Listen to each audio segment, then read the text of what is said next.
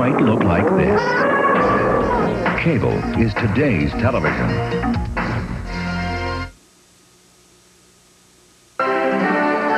This is CNN.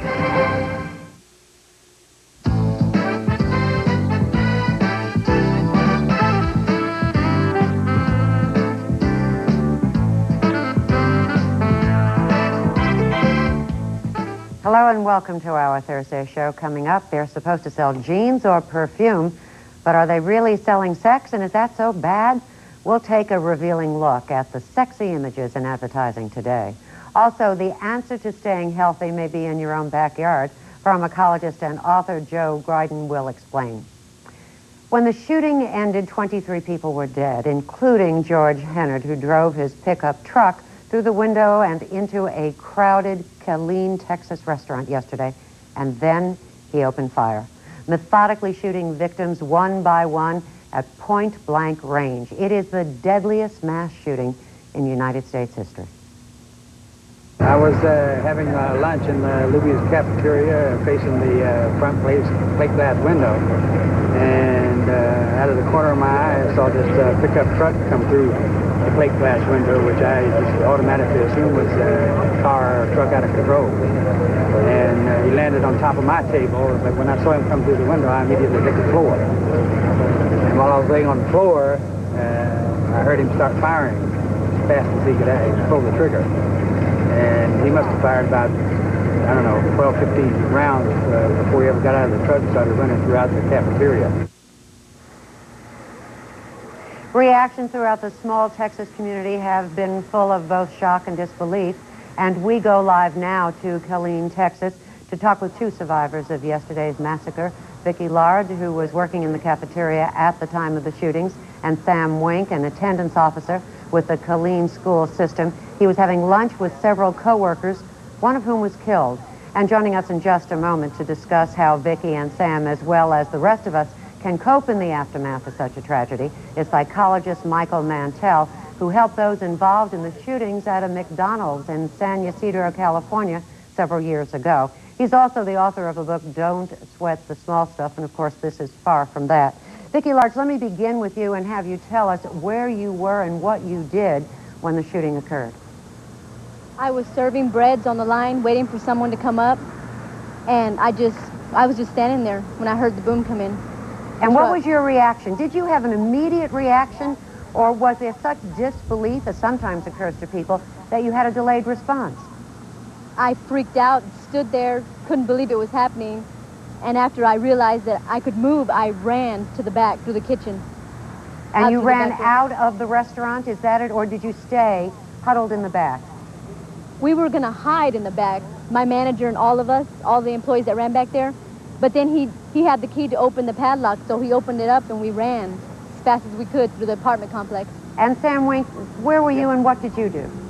We were eating lunch right in the middle of the restaurant when the man drove his pickup truck through the window of the restaurant. And what did you do? He, at first we thought it was just probably an accident. He'd lost control of his truck and would probably stop in a second. And as he came through the window, he was gunning his truck, and I said, he's coming on through this place and let's get away from this table. And we did, and rolled on the floor, and his truck ended up about 12 feet from our table right directly in front of us. At any time, Sam, did you think that you were a likely next victim? Yes, when he came around the second time with his weapon and our eyes met face to face, I was about 12 feet from him, and he started down with his weapon. I knew this was it. And some people moved on the other side of me, and he swirled around to shoot at them, and when he did, I made a dash for the fire entrance on the back door and hit it, knocked it open, and about that time he fired one shot and hit above the door, and I ran across the street. Vicki, was there a moment in which you thought you might be the next victim? Yes. He looked right at me, and I looked right at him, and I thought I was dead. And what happened? Well, when I looked at him, he just started shooting up in the air, and I just ran to the back. Vicki, is this becoming more real to you today than it was even yesterday, right after it occurred? Yes. Tell me a little bit about that. What are you experiencing now? I just see him coming through the window and shooting everywhere, and it's like he's after me or something. scary. Sam, do you have a similar reaction, or do you feel more composed today with the aftermath of 24 hours or so? Gosh, this morning I feel more anger than anything. I didn't feel anger yesterday. I felt like I was composed, and during the whole ordeal, I was trying to think, how can I stop this man? What can I do? I had no weapon, you know, what can I do to stop this man? But today I feel anger for the fact that he was allowed to do this thing. Vicki, I'd like to ask you one more question, if I may, and that is that some people might say you were lucky. Some might say that it was just not your time. It's not your destiny. How do you see it? God was with me, and he saved me. That's all I have to say. Do you think it'll change your life in any way? Yes. How is that? I'm just lucky to be alive, and there's a reason why I'm here. Do you feel the same way, Sam? Well, I'm Presbyterian, and we believe in predestination, and it just wasn't my number yet, and I thank God for that, and I feel like now I can live every moment as if it was my last, and because that was almost my last moment. Dr. Mantel, I want to be assured, because there are so many people who are involved in this, not only the survivors who were there, but also the families of those who both survived and did not.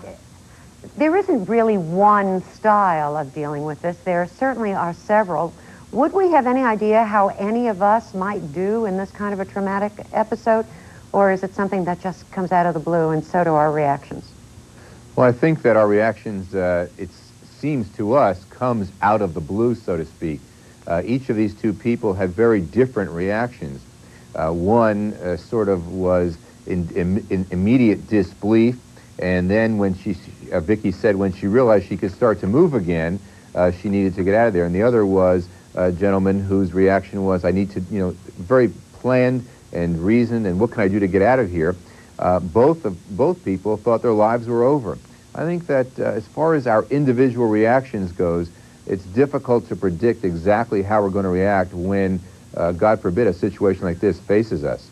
Yeah, in spite of the fact that you've said that, frankly, as I was listening to your discourse, I was thinking to myself, gee, I hope I'm one of the people that would not become immobilized, that I would neither panic and do something even more dangerous for myself, but rather attempt to assess the situation. Can we even know? Can you practice that in any way? Well, you know, I work with police officers from all around the country, and they're trained to react to traumatic situations.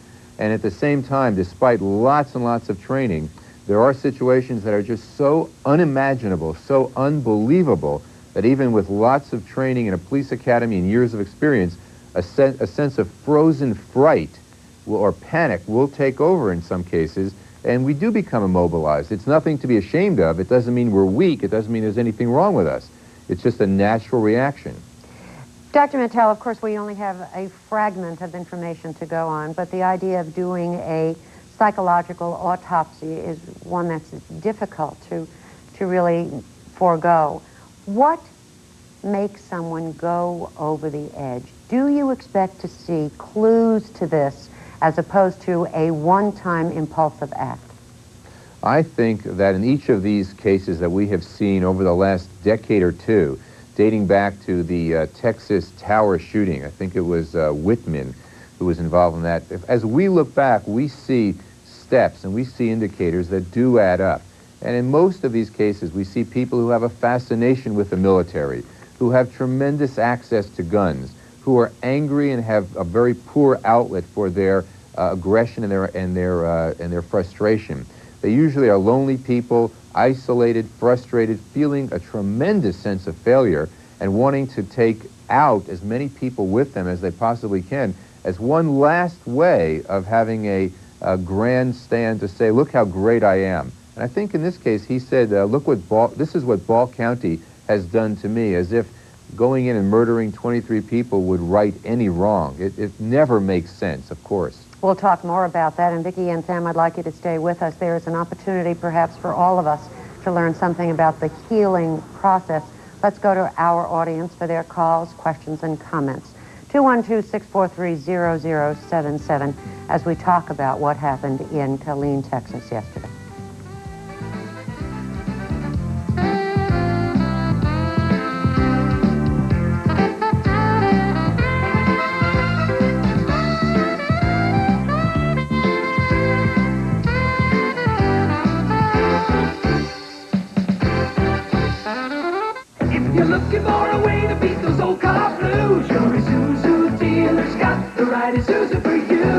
right time for year-end savings on selected 91 Isuzu cars and trucks, like the great handling Isuzu Impulse RS, priced at up to $1,800 off during the Isuzu for You sale. Impulse stylish pickup trooper, rodeos too.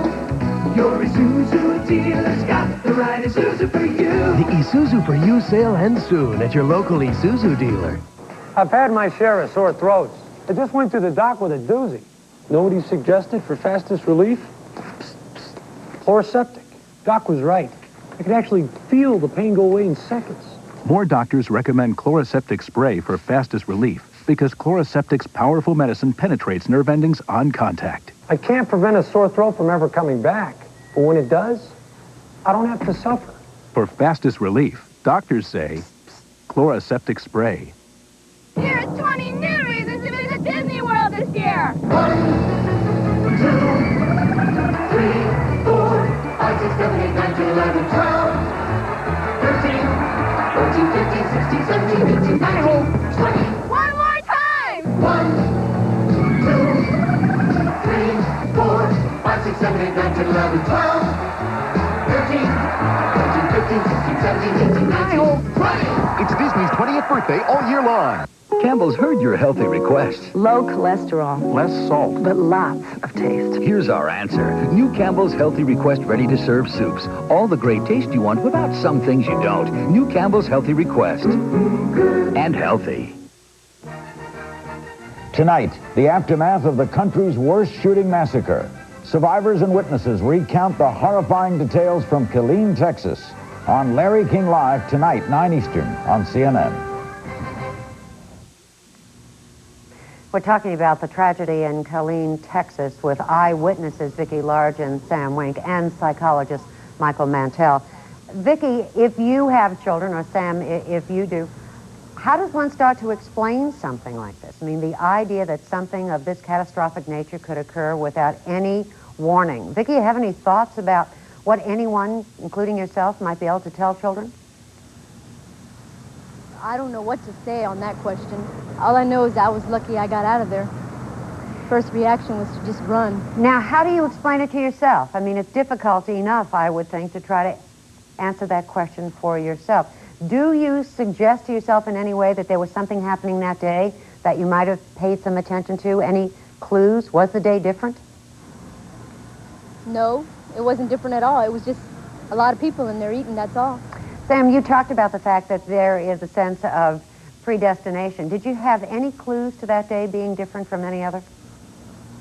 Well, things were starting to go a little crazy, and you kind of look back and say, you think that was a premonition of something happening? Like the people that went with us, 2 of them were not supposed to go. And at the last minute they said, can we go with you? They did. 1 of them was killed. You know, you look back and say, well, it's just a coincidence. So, you know, I don't know. I've got a high school sophomore boy, and all he asked me was, how do you handle this thing, Dad? Well, what do you do if someone does this? And I try to tell him, hey, you do what you have to do. If you have to, you know, save people or try to get yourself out, do what you have to do, and just kind of keep your mind clear and try to think. But once you freeze up, then you're a sunk goose. But sometimes even those that didn't freeze up, they were still sunk. Good advice. Let's go to Susan. Hello, Susan. Yes, I'm calling for the doctor. Yes. I would like to know, what would you do in a case? I have 3 young children, and if they were ever exposed to this type of situation, what do you do? Okay, Susan, first of all, let's pray that that never happens.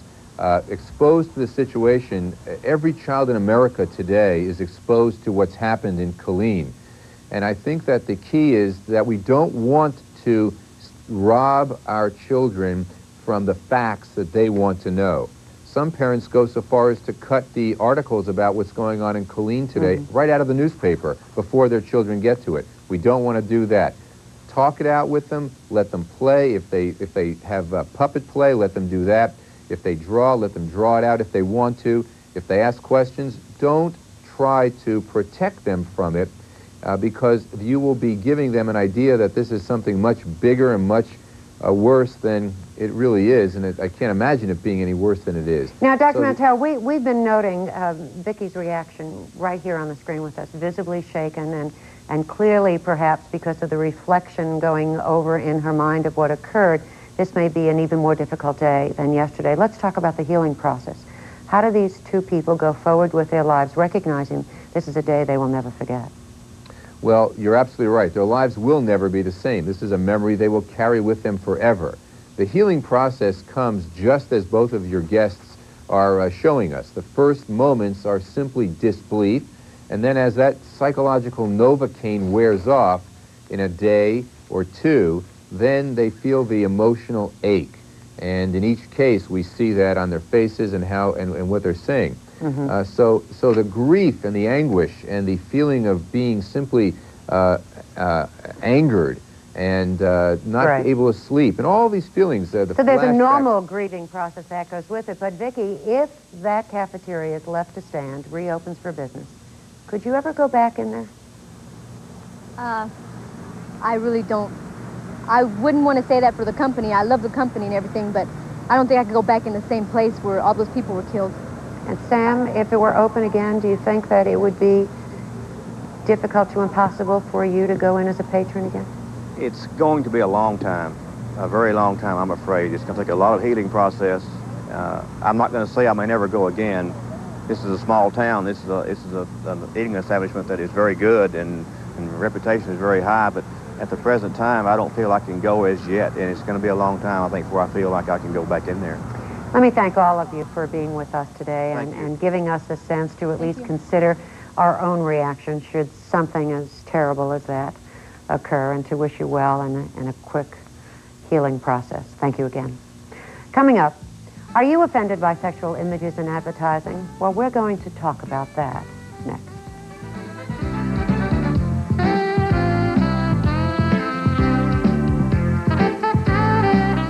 If you're looking for a way to beat those old car blues, your Isuzu dealer's got the right Isuzu for you. It's the right time for year-end savings on selected 91 Isuzu cars and trucks, like the roomy Isuzu Rodeo 4x4, priced at up to $500 off during the Isuzu For You sale.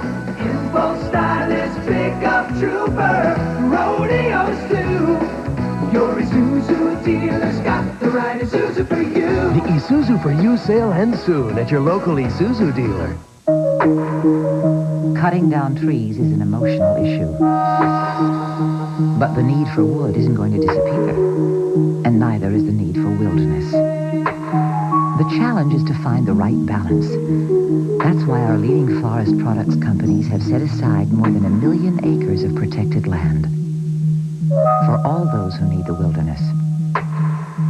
The American Forest Council, helping to protect the future of America's forests. Your Flex is back. I started using Flex years ago, but then they changed it. Bad idea. But they got smart and changed it back, and it's better than ever. Good move, Flex. The see-through bottle, the fragrance we love, balsam and silk protein, Flex shine and manageability are back in our hair. Our Flex is back, so we're back to Flex. Today we'll see if Jack Cassidy is a match for his challenger, the Stork Chocolate Reason, and the fight is on. The Stork Chocolate Reason comes on strong. It's tough as ever, but Jack Cassidy is giving it everything he's got. He doesn't yield an inch. Oh, wow, Jack, baby, you've done it! Jack Cassidy has licked the Stork Chocolate Reason, and now he's enjoying his victory. Stork Chocolate Reason, the chocolate challenge. Okay. Sexually provocative images have been used to sell everything from clothes to cars, and the recent Calvin Klein ad campaign is only the latest to raise questions about the business of selling with sex. But when does advertising go too far? George Lois is chairman and creative director of the Lois GGK ad agency and the author of What's the Big Idea? How to Win with Outrageous Ideas That Sell. Ron Anderson is the vice chairman and chief creative officer of the Bozell Advertising Agency, and Melodie Bahan is president of the New York chapter of the National Organization for Women. I should say that's the New York City chapter. Welcome to all of you. Ron, it's no surprise that sex sells, and we know that it does because I was just looking at the ads that we run not only on this network but on all of the networks and see very beautiful people in provocative poses Is there ever a time that it goes too far? Absolutely. And to say that we all know that sex sells is inaccurate. We don't know always that sex... First of all, sex per se does not sell. Sex creates awareness, certainly, but products sell. And all too often, products use sex as a vehicle to attract attention, and in so doing, they don't sell. That there is a cognitive dissonance between what their product is. If the products are based on a benefit, you buy the benefit. And in products where a sexual experience or fragrances, things that are related, they are more apt to sell. Like cars. Excuse me? Like cars. Right.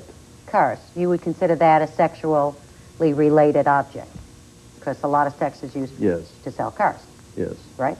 No. Okay, no. that was a very interesting I statement. wouldn't say that that's I'll true. get back to you well, but it is used to sell cars. I mean, I'm just kind of asking the question about how we combine these. George, it's used to sell cars. I'm from Detroit. I see all the ads. Well, I mean, I would generally agree with it. The point really is that sex, I think, is tremendously overrated as far as a selling tool and advertising. You know, it's not all what it's... But the Calvin Klein ads, which just came out, sell well, sex.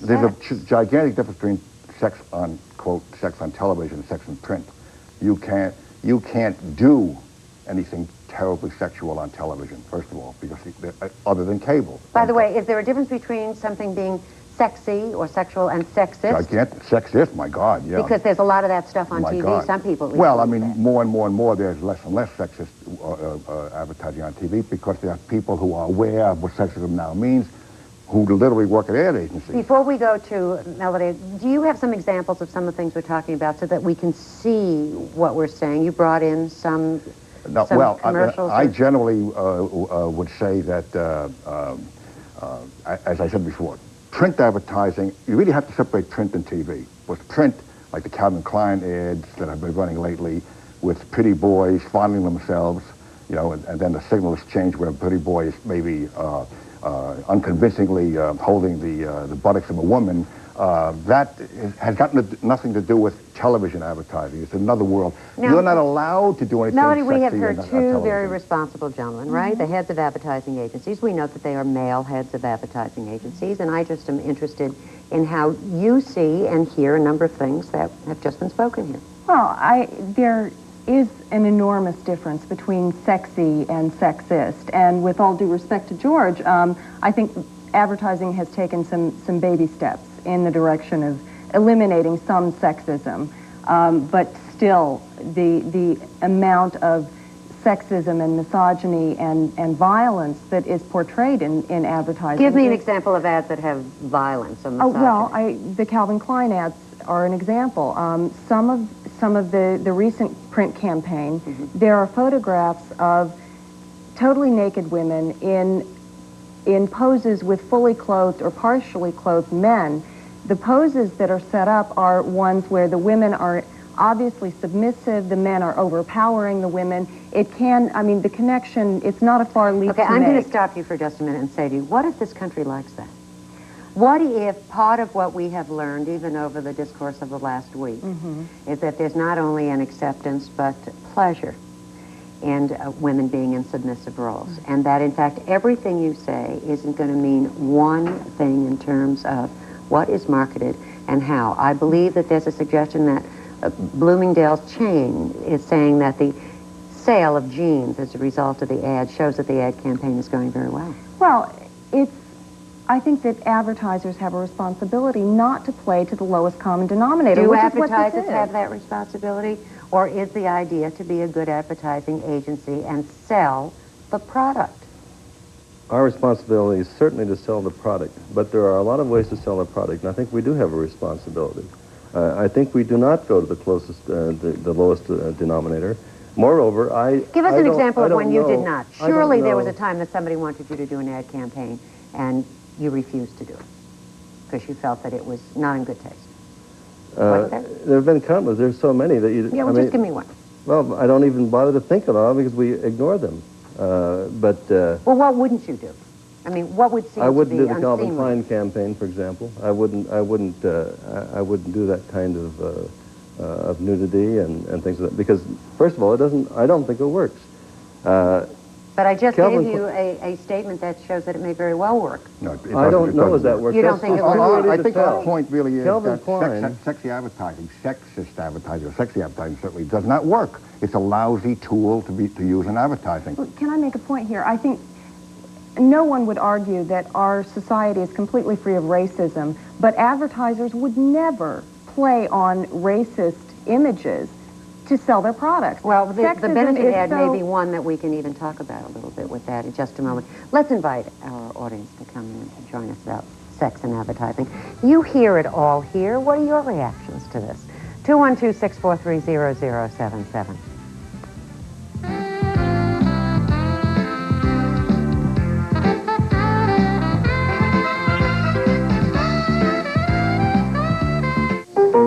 You don't have to be a rocket scientist to figure out why people like Wendy's Super Value Menu best. We've got 9 delicious choices, just 99 cents each.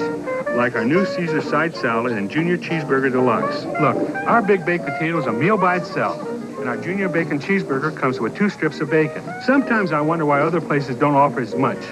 I guess you have to be a rocket scientist to figure that out. Now get 9 delicious choices for 99 cents each on the Super Value Menu at Wendy's. When it comes to mice, a lot of people are in the dark. They just don't know that for every mouse you see, there may be 15 or 20 that you don't see, or that mice eat in many different places. A very unhealthy situation. Unless you put Decon Mouseproof in the many places mice feed, like behind the refrigerator, in back of the cupboard, and behind the washer, so the mice will find it faster and end your problem faster. Decon Mouseproof gets mice right where they live. I put off going to the doctor. But this burning stomach kept waking me up at night. Finally, I just went. I can imagine how relieved I was when my doctor said, Mylanta. He said I had heartburn. And heartburn like mine needed a strong medicine. Mylanta is strong medicine, strongly recommended. In fact, Mylanta is the antacid doctors recommend most. My doctor said Mylanta. Now available in cherry and cool mint cream flavors. The Los Angeles Lakers travel to Paris, France. Très bien. TNT presents a night of international basketball. Oui, oui. The McDonald's Open, Friday at 8 Eastern. Bigger than life. When we return, we'll continue our discussion about sex and advertising, and we'll take your calls. Also, your garden may be better than your medicine chest for curing a cold, and we're going to tell you all about that.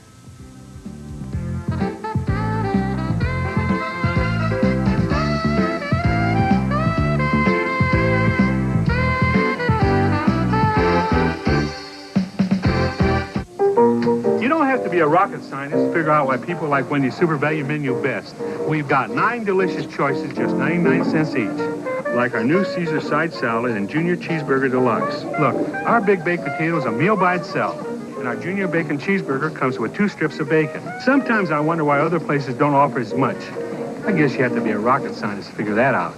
Now get 9 delicious choices for 99 cents each on the Super Value Menu at Wendy's.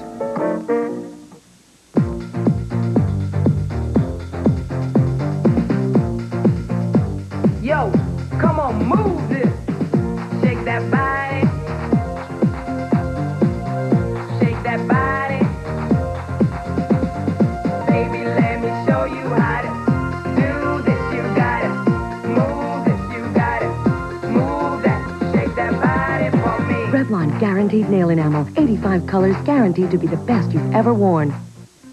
Sonya Live continues, followed by Newsday, next on CNN.